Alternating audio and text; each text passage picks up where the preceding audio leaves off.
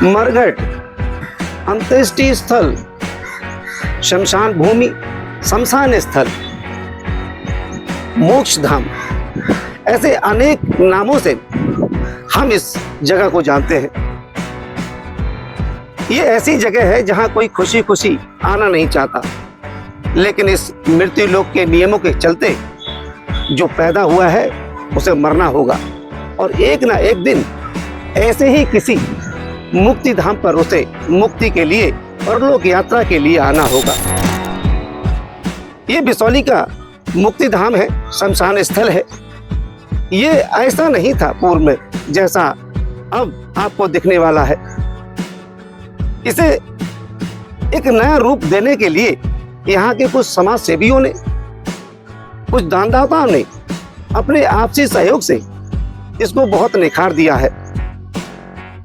वास्तव में जब हम किसी देश से प्रदेश की यात्रा करते हैं तो एक टिकट कटता है और एक विमान के द्वारा हम वहां जाते हैं। इस लोक से भी जब हमारा टिकट कटता है तो परलोक की यात्रा के लिए लॉन्चिंग पैड यही होगा और यहीं से वो विमान यात्रा आपको लेके शुरू करेंगे जो प्रभु चरणों तक ले जाएंगे। ऐसी हमारी सनातन धर्म की आस्था है।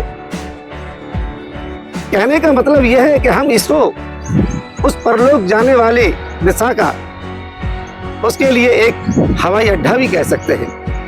मैंने इस अंत्येष्टि स्थल का, इस मोक्ष धाम का अभी जायजा लिया। आपको भी इस कैमरे की नजर से दिखाते हैं कि यहाँ पूर्व से अब तक क्या बदला है और भविष्य में क्या बदलने वाला है। आइए मेरे साथ एक कैमरे के माध्यम से आपकी यात्रा कराते हैं।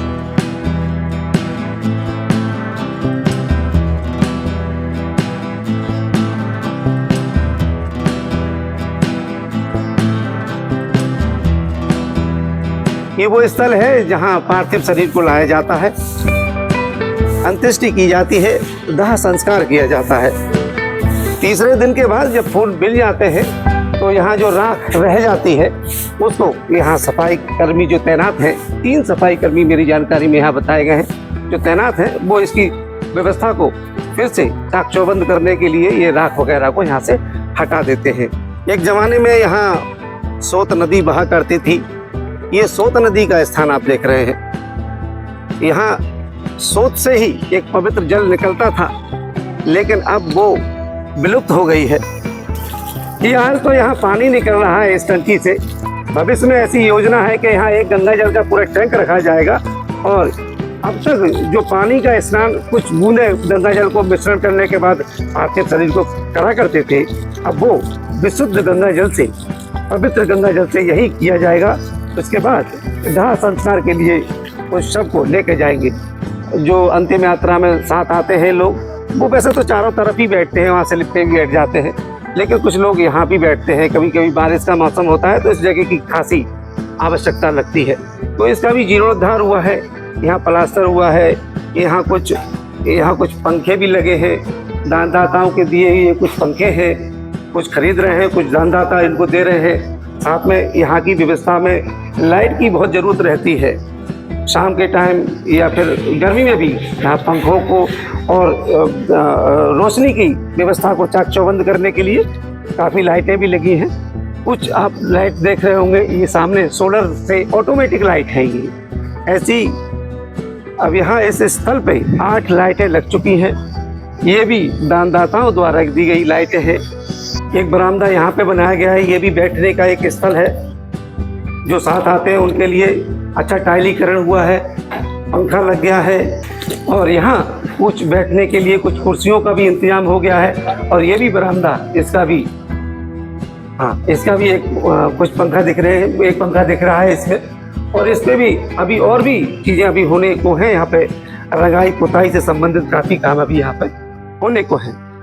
एक स्थल ये भी है, यहाँ पे अक्सर लोग यहाँ पे भी बैठ जाते हैं। इस बरगद की छांव में, बरगद के छांव तले जब लोग बैठते हैं तो यहाँ भी टाइलीकरण होना है पूरा। बहुत ही अच्छी व्यवस्था यहाँ पर होने वाली है। भविष्य के ये इनकी योजना है। व्यवस्थाओं को निगरानी रखने के लिए यहाँ पे एक चौकीदार रूम की भी एक व्यवस्था कर दी गई है। यहाँ भी आप देख रहे होंगे कि यहाँ पे टाइल्स पूरी लगी हुई है। ये चौकीदार रूम रहेगा। अंत्येष्टि स्थल पर जब अंतिम यात्रा में कुछ लोग शामिल होते हैं, तो आपने देखा होगा कि कभी-कभी कुछ लोग कोई कपड़ा बिछा देते हैं, तो जो दान करने की इच्छा होती है वो वहाँ पे उस कपड़े पर रख देते हैं। लेकिन इसके लिए भी एक प्रॉपर यहाँ पर एक लॉकर की व्यवस्था की गई है, दान पात्र की व्यवस्था की गई है। आप सामने देख रहे होंगे ये जो बिल्डिंग है, ये दिख रही है आपको छोटी-सी बिल्डिंग, इसमें आपको दिखाते हैं क्या होने वाला है। यहाँ एक बाथरूम की भी की व्यवस्था हो रही है। ये बाथरूम रहेगा इनका अंत्येष्टि स्थल का, और यहाँ 2 लैट्रीन की व्यवस्था की जा रही है। साथ ही इस इन पॉइंट पर 2 लोगों के लिए खड़े होकर टॉयलेट करने की, पेशाब करने की भी व्यवस्था यहाँ की जा रही है। बिसौली का एक ग्रुप है, सामाजिक कार्यों में अपनी अग्रणी भूमिका रखते हैं। जायंट्स ग्रुप है। जायंट्स ग्रुप के वैसे तो बिसौली में 4 ग्रुप यहाँ पे सक्रिय हैं। यहाँ जो व्यवस्था आप देख रहे हैं, ये कुर्सियों की, ये बेंच की, ये आपको बता दें कि ये जायंट्स ग्रुप बिसौली स्टार द्वारा की गई है। 5 यहाँ ये मेटल की कुर्सियां हैं, ये पूरी बेंच है, यहाँ पूरी इनको जमा दिया गया है सीमेंटेड तरीके से। आप देख रहे होंगे भोलेनाथ की ये प्रतिमा, ये भोलेनाथ यहाँ विराजमान है, इन्हीं का ये स्थल है। अनुमानित ये बताया जाता है कि यहाँ करीब 30 से 35 हजार रुपए की ये टाइल्स और इसका सौंदर्यीकरण में यहाँ पे खर्चा हो गया है। और आप देख रहे होंगे बैठने के लिए यहाँ पे बेंच है। आगे भविष्य का ये योजना ये है कि हम यहाँ पर, अगर आप बिसौली के इस मुक्ति धाम पे आए होंगे तो आपने देखा होगा कि ज़्यादातर अधिकतर लोग यहाँ पर भी बैठ जाते हैं। उनके लिए भी यहाँ इन पर टाइलीकरण करने की योजना है। आप देख ही रहे होंगे ये दानदाताओं द्वारा दी गई सोलर लाइट है, ऑटोमेटिक लाइट्स है, ऐसी 8 लाइट लगी है। यहाँ अंदर से लेकर मेन मुख्य मार्ग से जब हम इधर को चलते हैं, वहाँ आपको पूरी रोशनी की व्यवस्था की गई है। आप देख रहे होंगे कि आंवला के यहाँ वृक्ष बहुतायत में है।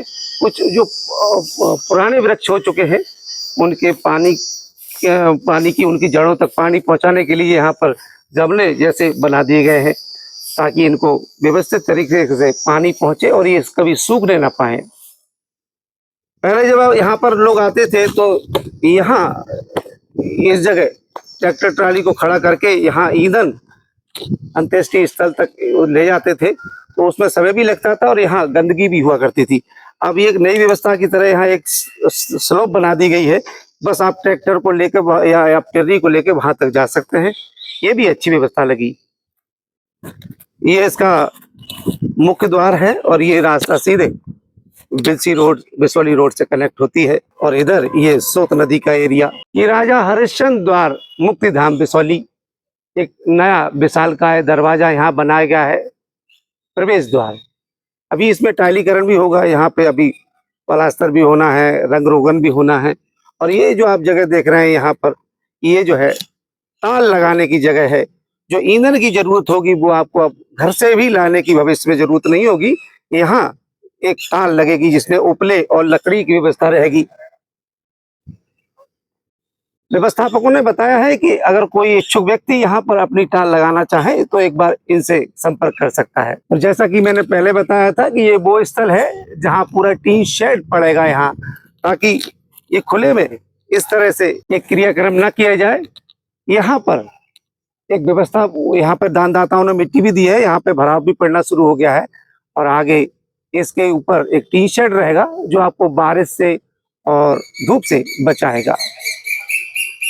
सामने वाली दीवार पर भी काफी कुछ होना है, पूरी मरम्मत होनी है, टाइल्स लगनी है।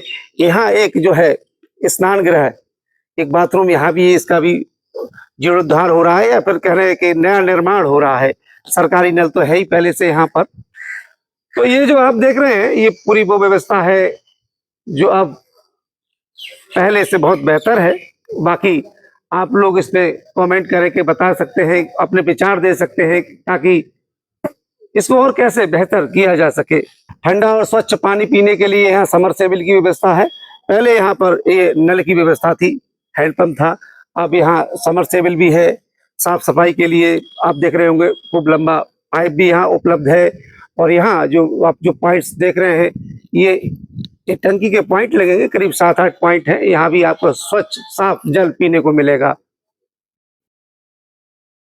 अंतिम यात्रा में जो शामिल लोग होते हैं वो यहाँ भी विश्राम करते हैं। उस समय इस स्थल का भी जीर्णोद्धार किया जा रहा है। यहाँ फर्श, रंगरोगन, यहाँ बैठने के लिए सब टाइलीकरण भी होना है।